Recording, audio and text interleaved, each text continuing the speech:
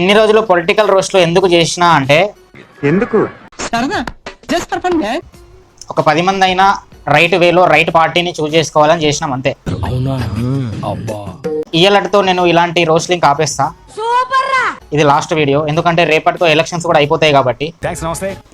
So being a Ram Bakht, రాముడిని తక్కువ చేసిన వాళ్ళని తక్కువ చేస్తున్నట్టు నాకు కొద్దిగా అయినా అనిపిస్తుంది కాబట్టి ఈ రోస్ట్ చేస్తున్నా. మేము హిందువులం అంటున్నారు. అబ్బా బాగానే ఎగస్ట్రాలు. ఈ వీడియో చూడు. జీసస్ జై జీసస్. ఇవే తగ్గించుకుంటే మంచిది. అక్కడ మాత్రం కొడతావు డప్పు, ఇక్కడ మాత్రం విమర్శిస్తావు. అక్కడ పొగుడుతావు, ఇక్కడ తిడతావు. ఎందుకు? శరం కరో భగవాన్ సే డరో భోస్. ఇలాంటి బతుకు ఎందుకు? ఏం రాముడు మీకు చిన్నయా? సీత మీకు ఏమైనా చిన్న మారా?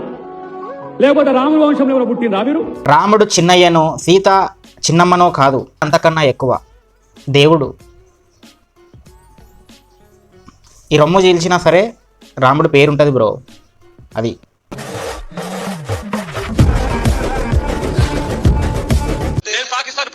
ఇది చూస్తుంటే నాకు డైలాగ్ గుర్తొస్తుంది భయ్య. ఎవడ్రా నువ్వు ఇంత టాలెంటెడ్లా ఉన్నావు, సావుకు పోయే ముందు కూడా గుల్లుమని నవ్వేలాగా జోకిస్తున్నావు. రాముడు అందరివాడు. ఇది ఎలా చెప్పావంటే అందరి వాడులో చిరంజీవి అందరి వాడు అన్నట్టు చెప్పావు. రాముడు బీజేపీ వాళ్ళకు మాత్రమే సొంతం కాదు. అంటే సార్ నేను మీకు ఒక క్వశ్చన్ అడుగుతాను. అన్నేళ్లు పరిపాలించిన మీ ప్రభుత్వంలో రామ మందిర్ గురించి ప్రస్తావనే రాలేదు. అసలు రామ మందిరాన్ని అసలు మీరు పట్టించుకోలేదు, కట్టలేదు. కానీ with in 10 years BJP ruling Rama Mandir ని కంప్లీట్ చేశారు. అంటే నేను ఇక్కడ బీజేపీకి సపోర్ట్ చేయట్లా, నాకు కనబడుతుంది ఉన్నది చెప్తున్నా. గట్టిగా మాట్లాడితే వాళ్ళు కట్టారు కాబట్టి వాళ్ళకి దాని మీద రాజకీయం చేసే అధికారం కూడా ఉంటది. అంతేగా. రాముని మొక్కుడే బీజేపీని తొక్కుడే. సరే ఆల్ ది బెస్ట్ లే గానీ ఇంకోసారి రాముని దొక్కుతామని చెప్పి రాముని హిందువుల దగ్గర వచ్చి దొక్కమాక, నిన్ను దొక్కేస్తారు మళ్ళీ. అంతేగా. భారత్ మాత అంటేనే మన కల్చర్ ని మన సాంప్రదాయాన్ని తెలియజెప్పి కరెక్ట్ గా మాట్లాడుకుంటే మన నేషనల్ అంతెంలోనే జనగణ మన అధినాయక దీంట్లోనే ఒక లైన్ ఉంటది భయ్య, భారత భాగ్య విధాత జయ జయ జయ హే అని. ఇలా రవీంద్రనాథ్ ఠాగూర్ గారే భారత్ మాతకి జై అన్నప్పుడు వీళ్ళకి అనడానికి ప్రాబ్లం అవుతుంది అంటే వీళ్ళని ఏమనాలి? అంత స్పష్టంగా రవీంద్రనాథ్ ఠాగూర్ గారు రాసినా కూడా భారత్ మాత హే కోన్ అని అడిగితే వీళ్ళని ఏమనాలి? Tamil is not just a language, it is the way the Tamil people understand themselves. ఆకీదాక్ కరేపాక్ కరేపాక్ అని చెప్పినట్టు ఉంది. అది ఈ రెండు అర్థం కావు మీకు.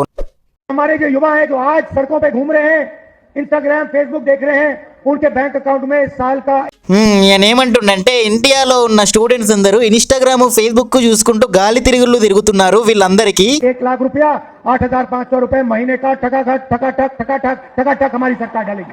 వాడే పని లేక గాలికి తిరుగుతున్నాడు, మళ్ళీ వీరు డబ్బులు ఇచ్చి మరీ గాలికి తిరగండి అని చెప్తున్నట్టుంది ఇది. అంటే ఇది ఎలా ఉందంటే ఇక ముసలోళ్ళకి పింఛన్ ఇస్తారు కదా, గట్లనే స్టూడెంట్స్ కూడా మేము పింఛన్ ఇస్తాం అన్నట్టుంది. అప్పుడు ముసలోడికి స్టూడెంట్కి తేడా ఏముంటుంది చెప్పండి? వాడుకోండి రా, స్టూడెంట్స్ని వాడుకోండి, పిలిచి మరీ పని ఇవ్వండి, ఏదో ఒకటి దున్నిపివ్వండి, వాడిని 10,000 ఇచ్చి పని చేయించుకోండి గట్టిగా. చాలామంది వాడిన్నారు.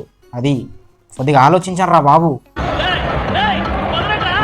అరే నేను 20 ఏళ్ళ నుంచి చూస్తున్నా బ్రో, వ్యవసాయదారుడు స్టూడెంట్ ఏం లాస్ అవుతారంటే ఏ ప్రభుత్వం ఉన్నా సరే వీళ్ళంతా లాస్ ఇంకెవడు కాడు. దీనమ్మ పక్క దేశమోడేమో మినిమం క్వాలిఫికేషన్ ఉంటే గానీ మన దేశానికి రానిచ్చుకోడు, మళ్ళీ క్వాలిఫికేషన్ పెట్టుకొని మన దేశానికి పిలిపించుకొని మరీ పక్క దేశం వాళ్ళకి పనిస్తాడు. మన దేశంలో క్వాలిఫికేషన్ ఉన్నా సరే కొంతమందికి పనులు దొరకవు. మళ్ళీ 0 క్వాలిఫికేషన్ తో బిచ్చగాళ్ళందరూ ఇండియాకి వచ్చి బిచ్చం అడుక్కుంటారు, మన దేశాన్ని బిచ్చంగా తయారు చేసేస్తారు. 0 క్వాలిఫికేషన్ తో ఎవడు పడితే వాడు వచ్చి మన దేశాన్ని హేట్ చేస్తూ ఇక్కడ పనులు చేసుకుంటున్నారు. ఇలాంటి క్వాలిఫికేషన్ అవసరం లేదు, వచ్చేయచ్చు ఇండియాకి, ఎవడు పడితే వాడు రావచ్చు, అంత ఈజీ అయిపోయింది. అందుకే సిఏఏ ఎన్ఆర్సీకి సపోర్ట్ చేయండి గట్టిగా.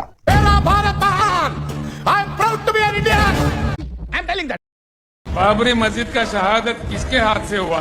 మన పొలిటిక్స్ ఎలా ఉంటాయంటే ఎదురుగా ముస్లిం పీపుల్ ఉంటే వాళ్ళకి డప్పు కొట్టడం, పక్కన హిందూ పీపుల్ ఉంటే వాళ్ళని క్వశ్చన్ చేయడము, పక్కన క్రిస్టియన్ పీపుల్ ఉంటే వాళ్ళకి డప్పు కొట్టడం. అంటే బీజేపీ రామ్ మందిర్ కట్టడం ఏందో నాకు తెలియదు కానీ అందరూ దాని మీదే పడుతున్నారు. అంటే ఎట్లుంటుంది అంటే ఇది, ముందర హిందూ పీపుల్ ఉన్నారనుకో వాళ్ళని క్వశ్చన్ చేసి వాళ్ళని విడదీస్తారు. ఎందుకంటే మెజారిటీ కదా, అట్లనే కొట్టుకుంటారు కాబట్టి వాళ్ళని కొట్టుకోండి అని చెప్తారు అన్నట్టు. యూనిటీగా ఉండకండి, విడిపోండి అని చెప్తారు. మళ్ళీ ఇంకో సైడ్ ముస్లిమ్స్ ఉన్నారనుకో వాళ్ళని మాత్రం ఏ ముసల్మానోకే సతాం హే అంటారు. అంటే వాళ్ళని మీరు ఎలాగో యూనిటీగా ఉంటారు కాబట్టి మీకు మేము ఉంటామరా అని చెప్తారు. పక్కన క్రిస్టియన్ పీపుల్ ఉంటే వాళ్ళు కూడా అంతే కాబట్టి మీకు మేము ఉంటామరా అని చెప్తారు. బట్ హిందువులు మెజారిటీ కాబట్టి వాళ్ళలో వాళ్ళు కొట్టుకుంటే ఓట్లు చీలిపోతాయి అని చెప్పి వాళ్ళని కొట్టుకోండి అని చెప్తారు. ఎక్కడ పోయినా ఇవే పొలిటిక్స్, ఎక్కడ పోయినా ఇవే చూసుకోవాలంటే. మళ్ళీ మన కేటీఆర్ గారు చెయ్యకూడని తప్పు ఒక్కటి చేశాడు అంతే. ఎవరన్నా పిల్లలు జై శ్రీరామ్ అంటే వాళ్ళకు కూడా సంజాయించాలి. జై శ్రీరామ్ అనే నినాదం కడుపు నింపదు.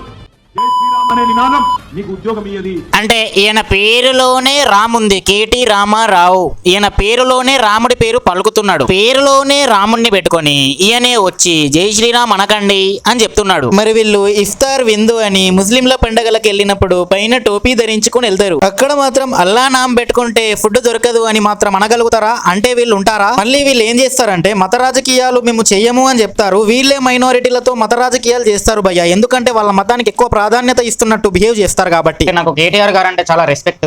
ఆయన ఐటీ ఇండస్ట్రీని ఎక్కడికి తీసుకెళ్లాడో మనందరికీ తెలుసు. బట్ ఈయననే హిందువులకేమో ఇలా వేసినా అనొద్దు అని చెప్తున్నాడు కదా. మరి ఈయననే అల్లా జోలికి ఎవడైనా తప్పుగా మాట్లాడితే మేము చూసుకుంటాము, ముస్లింల పార్టీ మేము ముస్లింలకు ఎప్పుడు అండగా ఉంటాము అని చెప్పి వీళ్ళు మాట్లాడతారు. సో ఇక్కడ వేరే పార్టీలేమో ముస్లిమ్స్కి ఫేవర్గా ఉంటాము అని చెప్తే మాత్రం అది మత రాజకీయం కాదు. బట్ బీజేపీ మాత్రం హిందువులకి ఫేవర్గా ఉంటామంటే మాత్రం అది మత రాజకీయం. మళ్ళీ బీజేపీ ఎప్పుడు మేము హిందువులకి ఫేవర్గా ఉంటాము అని చెప్పదు. సబ్కా సాత్ సబ్కా వికాస్ అంటది. అంటే మైనారిటీలతో పాటు మెజారిటీ కూడా సమానమే అని అంటది. సో ఇక్కడ ఎవరు మత రాజకీయం చేస్తున్నారో మీరు అర్థం చేసుకోవచ్చు. సో మళ్ళీ నేను ఇక్కడ ఎడ్యుకేట్ చేస్తున్నా పీపుల్ని, మీరు అర్థం చేసుకోండి. మళ్ళీ కేటీఆర్ గారు రీసెంట్గా బైన్సకి వెళ్ళారండి. ఇలా కేటీఆర్ గారిని ట్రోల్ చేసి ఇంటికి పంపించారు విమర్శించి. అదోకే భయ్య, వాళ్ళు దేవుడి పేరు మీద దేవుడి పేరు అడ్డం పెట్టుకొని ఓటు అడుగుతున్నారు. ఓకే, మరి ఇక్కడ మీరు చేసింది ఏంటి? అక్కడేమో వాళ్ళు దేవుడి పేరు చెప్పి రాజకీయాలు చేస్తున్నారు అంటున్నారు, ఇక్కడేమో మీరే దేవుడి పేరు చెప్పి రాజకీయాలు చేస్తున్నారు. మైనారిటీతో ఒకలాగా మెజారిటీతో ఒకలాగా. వాళ్ళు మైనారిటీ కాదు, సెకండ్ మెజారిటీ అని ఒప్పుకోండి. ఎందుకంటే రీసెంట్ సర్వేలో 7% హిందువులు భారతదేశంలో తగ్గిపోయారంట, 43% ముస్లిమ్స్ పెరిగారంట. మళ్ళీ వీళ్ళ ప్రభుత్వం ఉన్నప్పుడే గ్రూప్ 2నో గ్రూప్ 4 ఎగ్జామో నాకు ఐడియా లేదు, అప్పుడు Muslims top to bottom cover చేసుకొని ఉన్నా సరే ఎగ్జామ్ హాల్లోకి అలో చేశారు. బట్ హిందువులని మాత్రం పుస్తలతో సహా కమ్మలు గజ్జలు అన్ని వేయించారు. ఎందుకో తెలియదు. మరి వీళ్ళే దేవుళ్ళ పేరుతో కులాలు మతాల పేరుతో రాజకీయం చేస్తారు. మళ్ళీ మెజారిటీని అడ్డం పెట్టుకొని మెజారిటీని కన్సిడర్ చేసుకొని మెజారిటీ గురించి ఆలోచించి ఒక పార్టీ మెజారిటీని కూడా కలుపుకొని రాజకీయం చేస్తే మాత్రం వీళ్ళు దేవుడితో రాజకీయం చేస్తుండు అని అంటున్నారు. అది నాకు నచ్చట్లా. ఇయ్యలటితో ఇలాంటి వీడియోస్ ఇంకా ఆపేస్తా. పొలిటికల్ వీడియోస్ వద్దు, ఇంకా నెక్స్ట్ మన రోస్ట్లో కొట్టుకుందాం. అది సింపుల్గా చెప్పాలంటే వీళ్ళ రాజకీయాలు ఎట్లుంటాయంటే రామ్ మందిర్ నుంచి వచ్చే ట్యాక్స్ కావాలి కానీ రాముడి పేరు వద్దంటారు. దానికున్న విశ్వాసం లేదురా రే. మీరేం చేస్తారో తెలియదు. ఈ వీడియో మాత్రం వైరల్ అయిపోవాలి. వీడియోని లైక్ చేయండి, కమెంట్ చేయండి, మీ ఫ్రెండ్స్ గ్రూప్లలో ఎక్కడ పడితే అక్కడ షేర్ చేసేయండి. కుదిరితే ఈ వీడియో లింక్ కాపీ చేసి మీ ఇన్స్టా స్టోరీలో పేస్ట్ చేసి స్టోరీ పెట్టి నన్ను మెన్షన్ చేసి సపోర్ట్ చేయండి. థాంక్స్, నమస్తే.